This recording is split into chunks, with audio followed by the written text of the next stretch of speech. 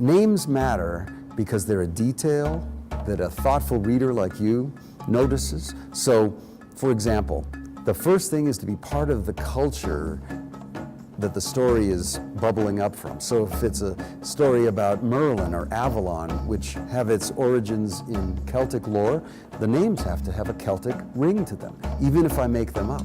Sometimes I don't make them up, and I use names like Cairpray, the great poet who was Merlin's friend, is the name of a famous poet in Celtic lore, a poet who it was said could say words so beautiful it would calm the sea. Or Rhea is a famous warrior woman in Celtic lore, Rhiannon, but she also knew the language of the forest and could hear the trees talking. Even Merlin's first name, Emrys, before he won the name Merlin, came from the Celtic lore because in the earliest stories in the Welsh Mabinogion, he's called Emrys.